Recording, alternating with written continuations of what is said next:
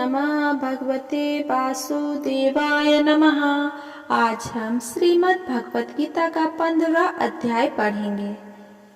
हे अर्जुन, सुनो ध्यान से।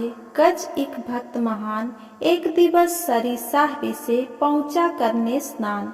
पकड़ा उसको ग्राह ने, निर्बल था गजराज। सुनकर गज की टेर को पहुंचे भव के ताज। प्राह को मारा तुरत ही, गज को लिया बचाए। इस प्रकार नीच भक्त की करते नाथ सहाय।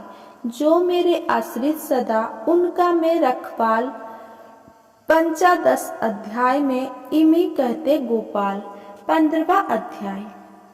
भगवान जी बोले, हे लक्ष्मी, संसार अस्वस्थ यानी कि पीपल के समान है, जिसके पुरुष रूप जड़ ऊपर है, चराचर शाखा नीचे है। वेद इसके पत्ते हैं, जो ये जानता है वही वेद का ज्ञाता है। इसकी शाखा ऊपर नीचे फैली हुई है। सत, रज और तम गुण इसकी वाहिनी नसें हैं, जिनसे इसका पालन होता है। शब्द रूप इसकी डालियां हैं एवं पीछे कर्म रूप में कट होने वाली इसकी जड़ नीचे मनुष्य लोकों में और भी नीचे तक चली गई है। पर अस्वस्थ का यह रूप, इसका आदि और अंत और आकार संसारी प्राणी के ध्यान में नहीं आता, तथापि इसकी जड़ गहरी है। ऐसे इस पीपल का वैराग्य रूप दृढ़ शस्त्र से काटकर वो स्थान ढूंढना चाहिए जहाँ से फिर लौटना नहीं पड़ता, और साथ ही ये विचारना चाहिए कि जिससे वह पुरातन प्रवृत्ति उत्पन्न हुई है, मैं उसी आदि पुरुष की शरण हूँ। अहंकार और मोह रहित, संग दोष को जीतने वाले, आत्मज्ञान से निरत, सब कामनाओं से दूर, सुख दुख नामक द्वंद्व पदार्थों से मुक्त, ऐसे ज्ञानी पुरुष शाश्वत पद को प्राप्त पाते हैं। जिसे सूर्य, चंद्र या अग्नि प्रकाशित नहीं करते, वहाँ मेरा परम धाम है। वहाँ जाकर लौटना नहीं होता। मेरा सनातन अंश इस जीवलोक में जीव का रूप धरकर प्रकृति में स्थिर पांचों इंद्रियों और छठे मन को उससे छुड़ाता है। जैसे वायु पुष्पादिकों की गंध को दूसरे स्थान में ले जाती है, इसी प्रकार यह देह हमें शरीर धारण करने के बाद जब उसका परित्याग करता है, तब इंद्रियों और मन को साथ ले जाता है। कान, आँख, चर्म, जीभ, नाक और मन का आश्रय लेकर वो विषयों का भोग करता है।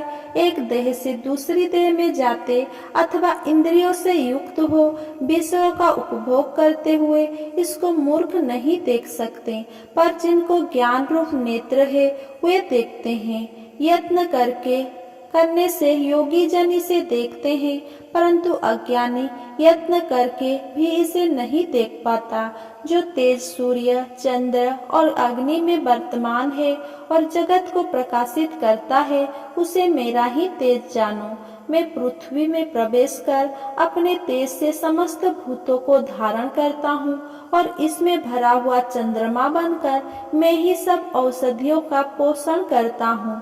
मैं जठराग्नि होकर सब प्राणियों की देह में प्रविष्ट हूँ, और प्राण वायु अपान वायु से संयुक्त होकर चारों प्रकार भक्ष्य, भोज्य, मोचस्य, लेहा से भोजन किए हुए प्राणियों के अन्न को पचाता हूँ।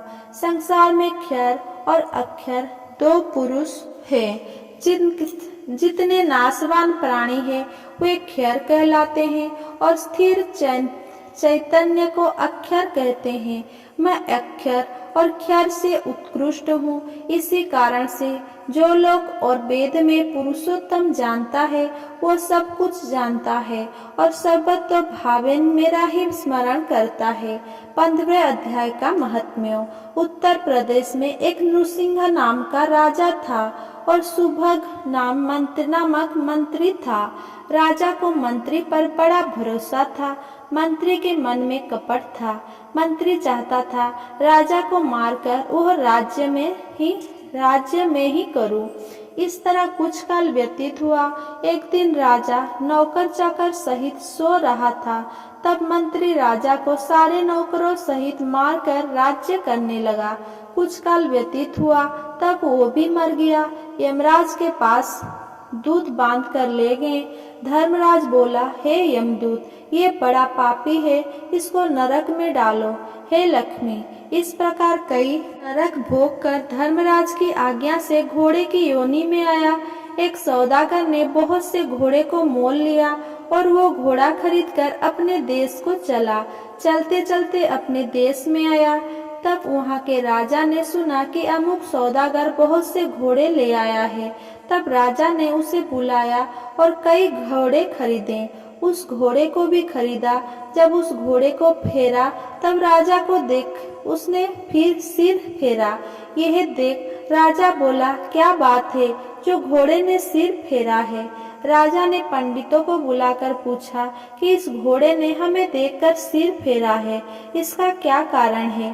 पंडित जी ने कहा, हे राजन, इस घोड़े ने तुमको सिर नवाया है। राजा ने कहा, ये बात नहीं। कई दिन पीछे राजा शिकार खेलने को उसी घोड़े पर सवारी करके गया। वो घोड़ा बहुत तेज चलता था। राजा शिकार खेलता खेलता बहुत दूर चला गया। उस दिन राजा ने जाते ही शिकार मारा। राजा बहुत प्रसन्न हुआ। राजा घोड़े को वृक्ष से बांध कुटिया में गया। साधु अपने पुत्र को गीता जी के 15वें अध्याय का पाठ सिखा रहा था। वृक्ष के पत्ते पर श्लोक लिखकर बालक से कहा, खेलते भी रहो और इसको भी कंठ करो। उस पत्ते को घोड़े ने देखा तो तुरंत उसकी देह छूट गई। देखते ही पाई स्वर्ग से विमान आया, तिस पर बैठ बैकुंठ को चला। इतने में राजा जल पीकर बाहर आया, देखे तो घोड़ा मरा पड़ा है। राजा चिंतित होकर बोला, ये घोड़ा किसने मारा है? इसे क्या हुआ? इतने में वो बोला, हे राजन, तेरे घोड़े का चैतन्य में हूँ। मैंने अब देखते ही पाई है, बैकुंठ को चला हूँ। राजा ने पूछा, तुमने कौन सा पुण्य किया है? घोड़ा बोला, ये बात ऋषिवर से पूछो। राजा ने मुनीश्वर से पूछा। मुनि बोला, हे राजन, गीता जी का श्लोक लिखा हुआ पत्ता इसके आगे पड़ा है। घोड़े ने यह अक्षर देखे हैं, इस कारण घोड़े की गति हुई। श्री नारायण जी बोले, हे लक्ष्मी, ये गीता जी के 15वें अध्याय का महात्म्य मैंने तुमको सुनाया है। अगर मेरा ये वीडियो आपको पसंद आया हो तो मेरा वीडियो को लाइक, कमेंट, शेयर करें एंड मेरा चैनल को सब्सक्राइब करें। धन्यवाद।